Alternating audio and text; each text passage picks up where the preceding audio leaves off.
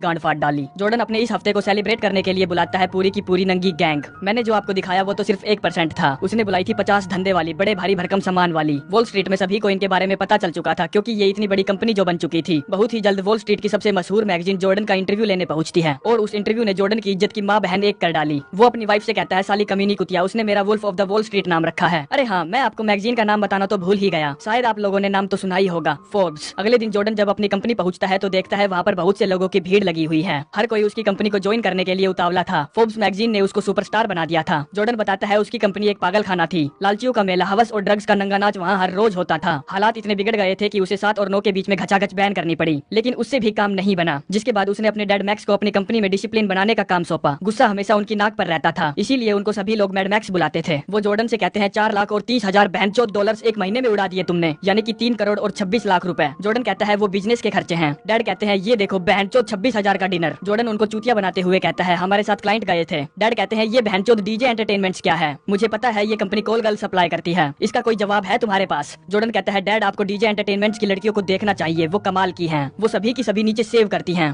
Dad कहते हैं, कुछ भी बकवास मत करो बहनचोद। जॉर्डन कहता है, हाँ डैड, नीचे से एकदम टकली, साला एक भी झाट का बाल नहीं, और सच कहूँ तो मुझे झाटे बिल्कुल भी पसंद नहीं। डैड कहते हैं, सच में? पर मुझे तो कोई प्रॉब्लम नहीं है झाट के बालों से। जॉर्डन बीच के किनारे नए खरीदे घर पर पार्टी रखता है। हम देखते हैं पार्टी में एक नंबर का जबरदस्त पटाखा आता है। हाँ दोस्तों, मैं जानता हूँ आप लोग कहोगे ये तो हार्ली क्वीन है। हाँ, ये वही है, सुसाइड स्क्वाड वाली। अगर आपको इसे पूरा नंगा देखना है तो इस फिल्म को जरूर देखिए। मेरा मतलब नंगा, नो ब्रा, नो पैंटी, नो आंख मिचोली। जॉर्डन उसे देखकर बिल्कुल लट्टू हो जाता है और उस पर लाइन मारने लगता है। वो उसे ड्रिंक ऑफर करता है, लेकिन हार्ली क्वीन के साथ वाला छचुंदर कहता है, नहीं, हमें जाना है। हम डोनी को देखते हैं जो कि नशे में धुत उसे देखकर मुट्ठ मारने लगता है, वो भी सबके सामने। उसकी बीवी उसको ऐसा करता देख लेती है और उसकी जमकर पिटाई करती है। अगली शाम हार्ली क्वीन जॉर्डन के साथ डिनर पर है, जहाँ पर जॉर्डन बहनचोद उसके ऊपर लाइन मारने लगता है। हमें हार्ली क्वीन की शक्ल देखकर ही पता चलता है कि वो ऑलरेडी उससे इंप्रेस है। डिनर के बाद जॉर्डन उसे अपनी लैम्बोर्गिनी से उसके घर छोड़ता है। कार अपार्टमेंट के आगे रुकती है। जॉर्डन मन ही मन कहता है, चल बेटा, इसके घर में घुसने का रास्ता सोच। हार्ली पूछती है, क्या तुम ऊपर आकर चाय या कॉफी पीना चाहोगे? जॉर्डन तो बिल्कुल उतावला बैठा था, कहता है, हाँ गर्म चाय, और मन ही मन कहता है, हाँ बहनचोद, चाय पीने का तो मेरा बहुत मन है। हार्ली उसे अपने अपार्टमेंट में ले आती है, जिसके बाद वो फ्रेश होने के लिए चली जाती है, और जब वो फ्रेश होकर आती है तो बिल्कुल नंगी होकर आती है। जॉर्डन उस पर कूद पड़ता है, बिल्कुल भूखे भेड़िए की तरह। यही कुछ लमसम 11 सेकंड के लिए साले ने हार्ली को गर्म करके ठंडा ही छोड़ दिया। हम देखते हैं जॉर्डन को ड्रग्स के नशे की तरह हार्ली की हूत का भी नशा हो गया है। एक दिन वो कार में ही उसके साथ लपालप करने में लगा हुआ था। कार उसके अपार्टमेंट के आगे रुकती है। जॉर्डन की वाइफ आती है और वो उसे हार्ली के साथ रंगारंग करते हुए देख लेती है, जिसके बाद वो उसको दबाकर पीटने लगती है। कहती है, तुमको क्या हो गया है, जरा देखो अपने आप को, हमेशा नशे में रहते हो, क्या थे क्या बन गए हो? पूछती है, क्या तुम उसके साथ रहना चाहते हो, तुमको उससे प्यार है क्या? जॉर्डन किसी प्रकार का कोई जवाब नहीं देता, और आप लड़कियों को तो जानते ही हो, वो सब कुछ भाप लेती है। 3 दिन बाद जॉर्डन का तलाक हो जाता है और वो हार्ली को अपने घर पर रख लेता है। ये लोग दबाकर अंधे पैसे छाप रहे थे, इसलिए बहुत से लोगों की नजर इन पर थी, जिसके जवाब में गवर्नमेंट ने सिक्योरिटी और एक्सचेंज कमीशन के 2 लोगों को भेजा उनकी फाइलों को चेक करने के लिए। जॉर्डन ने उन्हें बैठा दिया अपने कॉन्फ्रेंस रूम में, जहाँ पर उसने एक रिकॉर्डर लगाया और वहाँ के एसी को इतना तेज कर दिया कि वहाँ अंदर बिल्कुल अंटार्कटिका बन गया था। और आज ही वो एक कंपनी का आईपीओ निकालने वाले थे। IPO means initial public offering, यानी कि जब एक प्राइवेट कंपनी पहली बार शेयर मार्केट में लिस्ट होती है और अपने शेयर्स को पहली बार पब्लिक के खरीदने के लिए रिलीज करती है। आईपीओ रिलीज करने के बाद प्राइवेट कंपनी प्राइवेट नहीं रहती, बल्कि वो पब्लिक हो जाती है, क्योंकि उसमें ज्यादातर पैसे पब्लिक के भी लगे हुए होते हैं। और जिस भी कंपनी का ये आईपीओ निकालते थे उसका रेट भी यही लोग तय करते थे। जॉर्डन अपने दोस्तों को बिल्कुल सस्ते में उस कंपनी के शेयर बेचता था, जो कि बिल्कुल इलीगल है, पर ये इतना पैसा छाप रहे थे कि इनको पता भी नहीं था कि इनको उस पैसे का क्या करना चाहिए। हम देखते हैं एक सेक्सी सी महंगी डायमंड रिंग, जिसे वो हार्ली के सामने पेश करता है और पूछता है, क्या तुम मुझसे शादी करोगी? और हम सभी को तो पता ही है कि जवाब में क्या मिलना था, यस। जॉर्डन शादी से पहले एक बैचलर पार्टी रखता है लॉस एंजेलिस में, जहाँ पर ड्रग्स और लड़कियों का नंगा नाच होता है। दोस्तों मैं दिखा नहीं सकता क्योंकि ऊपर यूट्यूब बैठा है, साला गांड मार देगा। और इस हफ्ते का पूरा हिसाब किताब यानी कि खर्चा बैठा पूरा $2 मिलियन,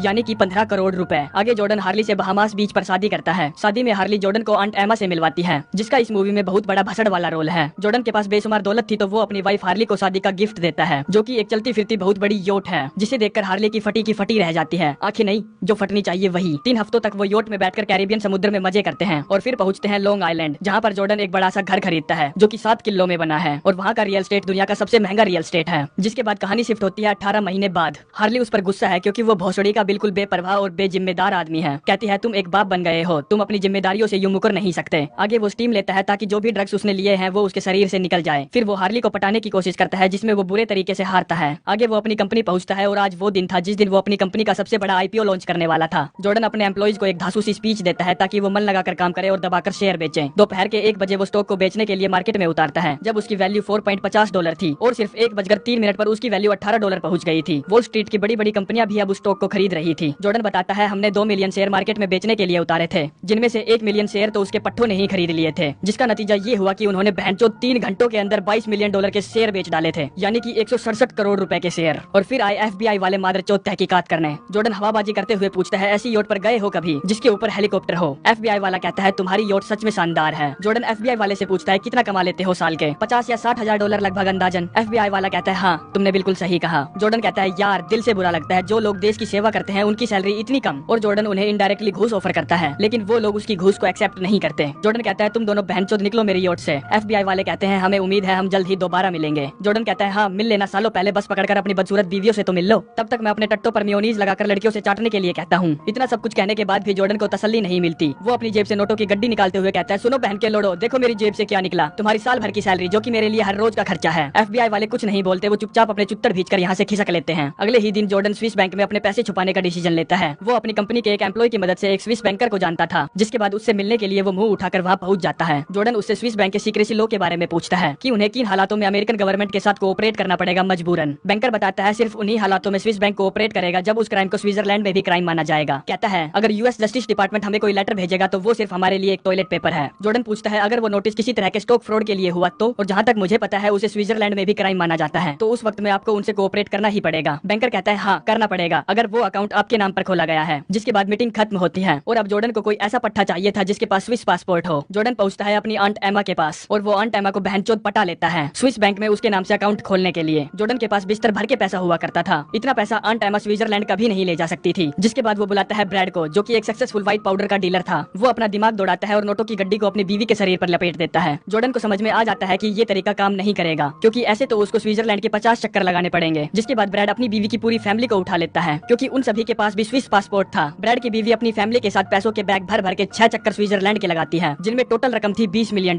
यानी कि 150 करोड़ रुपए। अब कंपनी के वाइस प्रेसिडेंट यानी कि डोनी को भी अपना कैश स्विस बैंक में ट्रांसफर करना था, तो वो जाकर ब्रैड से मिलता है, जहाँ पर उसकी चूतिया हरकतों की वजह से ब्रैड पुलिस वालों के हाथ लग जाता है, जो कि काफी बड़ी सीरियस प्रॉब्लम थी। डोनी जाकर जॉर्डन से मिलता है और उसे दिखाता है दुनिया की सबसे महंगी नशे की गोलियां, जिसे वो दोनों खुशी खुशी अपने गले में ठूस लेते हैं। लेकिन वो साली गोलियां नशा ही नहीं करती, क्योंकि वो करीबन 10 साल पहले ही एक्सपायर हो गई थी। जिसके बाद वो भर भर के कई गोलियां खा लेते हैं। जॉर्डन के पास उसके पिता की कॉल आती है। वो कहते हैं, अभी की अभी घर से निकलो और पब्लिक फोन से जाकर मुझसे बात करो, क्योंकि FBI वाले फोन को टैप कर रहे हैं। जॉर्डन एक पब्लिक फोन से कॉल करता है, जो कि उसके घर से सिर्फ 3 किलोमीटर दूर था। उसके पिता उसको सब कुछ बताते हैं, कहते हैं तुम्हारे दोस्त डोनी की वजह से ब्रैड पकड़ा गया, और पूछते हैं क्या तुमने FBI एजेंट को घूस देने की कोशिश की थी। जॉर्डन कहता है, मैं FBI एजेंट को घूस देने की कोशिश क्यों करूंगा? पिता कहते हैं, तुमने क्या कहा? मुझे अभी कुछ भी समझ में नहीं आया, क्या तुमने कोई नशा किया हुआ है? जॉर्डन कहता है, मैं बहनचोद FBI एजेंट को घूस देने की भला कोशिश क्यों करूंगा? जॉर्डन नीचे गिर जाता है, क्योंकि वो एक्सपायर गोलियां पूरे 1.5 घंटे बाद असर करने लगी थी। वो छोटी छोटी गोलियां इतनी ताकतवर थी कि जॉर्डन को लग रहा था कि उसको लकवा मार गया है। उसमें खड़े होने की ताकत भी नहीं थी, तो वो छोटे बच्चे की तरह रेंगकर अपनी कार तक पहुंचने की कोशिश करता है, और जैसे तैसे करके अपनी गांड घिसवाकर वो अपनी लैम्बोर्गिनी तक पहुंच जाता है, जहां पर उसकी वाइफ की कॉल आती है, यानी कि हार्ली की कॉल आती है। पूछती है, जॉर्डन कहाँ हो तुम? जॉर्डन कहता है, कंट्री क्लब। हार्ली कहती है, तुम क्या बोल रहे हो? मुझे कुछ भी समझ में नहीं आ रहा है। डोनी बिल्कुल पागल हो गया है, वो फोन पर किसी स्विस बंदे से बात कर रहा है। जॉर्डन कहता है, उससे कहो फोन रखे, क्योंकि FBI वाले फोन टैप कर रहे हैं। हार्ली कहती है, मुझे नहीं पता तुम क्या बड़बड़ा रहे हो, जल्दी घर आओ। जॉर्डन अपने घर से सिर्फ 3 किलोमीटर दूर था। वो अपनी कार को जितना धीरे हो सके उतने धीरे चलाता है, और एक चमत्कार होता है, वो जिंदा घर पहुंच जाता है। उसकी गाड़ी पर एक भी स्क्रैच नहीं था। वो देखता है डोनी स्विस बैंकर के साथ चौदम पट्टी करने में लगा हुआ है। जॉर्डन कहता है, फोन रख चुतिया, बैर के लोड़े, फोन रख दे, FBI वाले सुन रहे हैं। लेकिन डोनी तो पूरा गधा था, नहीं रखता। जॉर्डन उससे फोन छीनने की बेजोड़ कोशिश करता है और कहता है, साले बवासीर, तेरी वजह से ब्रैड पकड़ा गया। और ये सुनते ही डोनी अपनी गांड घसीटकर वहाँ से भागने लगता है। जॉर्डन कहता है, साले मादरचोद, कहाँ भाग रहा है तू? इधर आ, तूने जीना हराम कर दिया है भोसड़ी के, तेरी तो मैं जान ले लूंगा साले, तू एक बार हाथ आ जा बहनचोद। लेकिन डोनी वहाँ से भागने में कामयाब हो जाता है। अगली सुबह 2 पुलिस वाले जॉर्डन को उठाने आते हैं। जॉर्डन कहता है, बहनचोद निकलो यहाँ से। वो कहते हैं, हमें आपसे कुछ सवाल जवाब पूछने हैं। जॉर्डन, क्या मजाक कर रहे हो? भड़वो बैठ के लड़ो, भगो यहाँ से। पुलिस वाले उसे जबरदस्ती अपने साथ ले जाने लगते हैं। हम जॉर्डन की गाड़ी देखते हैं, जो कि पूरी तरह से तहस नहस हो चुकी थी। इसका मतलब ये था कि वो रात को ठीक ठाक घर नहीं पहुंचा था। पुलिस वाले उस पर कोई चार्ज नहीं लगाते, क्योंकि उनके पास कोई सबूत नहीं था कि जॉर्डन ही गाड़ी चला रहा था। दूसरी तरफ FBI वाले जॉर्डन के पास दबाकर नोटिस भेज रहे थे, क्योंकि जॉर्डन ने FBI का साथ देने से साफ इनकार कर दिया था। FBI वाले उसके खास बंदों से पूछताछ करते हैं, लेकिन वो किसी भी तरह का कोई जवाब नहीं देते। धीरे धीरे वक्त बीतता है, जिसमें 3 साल बीत जाते हैं, और अब आता है वो दिन जिस दिन जॉर्डन की लंका लगने वाली थी। जॉर्डन की वाइफ हार्ली उससे बताती है कि आंट एमा नहीं रही, जिसका मतलब ये हुआ कि उसके $20 मिलियन स्विस बैंक अकाउंट में फंस गए थे, जो कि सच में एक बहुत बुरी खबर थी। जॉर्डन बैंकर के पास फोन करता है और वो जॉर्डन को स्विट्जरलैंड बुलाता है, जिसके बाद जॉर्डन अपनी योट लेकर स्विट्जरलैंड की तरफ निकल पड़ता है। रास्ते में एक भयंकर तूफान आता है, जिसकी वजह से उनकी योट तबाह हो जाती है, लेकिन उन्हें एक इटालियन कार्गो शिप बचा लेता है। जॉर्डन खिड़की से बाहर देखता है, जहाँ पर एक हवाई जहाज उसकी आंखों के सामने क्रैश हो जाता है। दरअसल वो प्लेन उसने उन्हें ले जाने के लिए बुलाया था, जिस हादसे में 3 लोग मारे जाते हैं। जॉर्डन समझ जाता है कि वो ऊपर वाले का कोई इशारा है, जिसे वो भाप जाता है और स्विट्जरलैंड नहीं जाता। अब कुछ लगभग 2 साल और बीत जाते हैं। जॉर्डन अपने सारे पुराने धंधे छोड़ देता है। वो रिहैब ट्रीटमेंट ज्वाइन करता है और एक टीवी शो पर्सनैलिटी बन जाता है। फिर वही होता है जो नहीं होना था। स्विस बैंकर को गिरफ्तार कर लिया जाता है और वो जॉर्डन का सारा कच्चा चिट्ठा FBI वालों के सामने खोल देता है। जॉर्डन को गिरफ्तार किया जाता है और कोर्ट में पेश किया जाता है, जहाँ उस पर मनी लॉन्ड्रिंग करने के 21 जुर्म साबित होते हैं और जॉर्डन की जमानत की रकम रखी जाती है $10 मिलियन, यानी कि 75 करोड़ रुपए। लेकिन अब जॉर्डन के पास इतने पैसे नहीं है, क्योंकि उसके सारे के सारे पैसे स्विस बैंक में फंस गए थे। उसे अपनी बेल के पैसे चुकाने के लिए अपना घर, अपनी गाड़ी, अपना सब कुछ गिरवी रखना होगा। FBI वाले उससे एक डील करने की कोशिश करते हैं, जिसमें उसे पिछले 7 सालों में उसने जिन लोगों के साथ भी काम किया है उन सभी का नाम लिखकर देना होगा और एक सीक्रेट माइक भी पहनना होगा, यानी कि वो जॉर्डन को एक सरकारी गवाह बनाना चाहते हैं, जिस सूरत में उसे ज्यादा से ज्यादा 3 या 4 साल की सजा होगी। जॉर्डन अपने घर पहुंचता है। हार्ली कहती है, मैं तुमसे डिवोर्स चाहती हूँ। जॉर्डन कहता है, वाह, इसे कहते हैं आराम की जिंदगी। अब क्योंकि मेरे पर केस चल रहे हैं, मेरे पैर में ये GPS ट्रैकर लगा हुआ है, मेरा बुरा दौर चल रहा है और तुम्हें अभी अचानक से डिवोर्स चाहिए। जिसके बाद उन दोनों में झगड़ा होने लगता है और ये आखिरी बार था जब उसने अपनी बीवी और बच्चों को देखा था। अगले दिन जॉर्डन FBI वालों का साथ देने के लिए तैयार है। उसके शरीर पर माइक लगाया जाता है, जिसके बाद वो डोनी से मिलता है और एक पेपर पर लिखकर उसे बताता है कि उसने एक वायरिंग माइक पहना है ताकि वो अपनी पर्सनल इन्फॉर्मेशन शेयर ना करे, क्योंकि FBI वाले सारी बातें सुन रहे थे। डोनी चौकन्ना हो जाता है। अगली सुबह जॉर्डन से मिलने FBI वाले आते हैं। उनके पास वही पेपर था जिसके ऊपर उसने डोनी को लिखकर बताया था कि उसने वायरिंग माइक पहना है।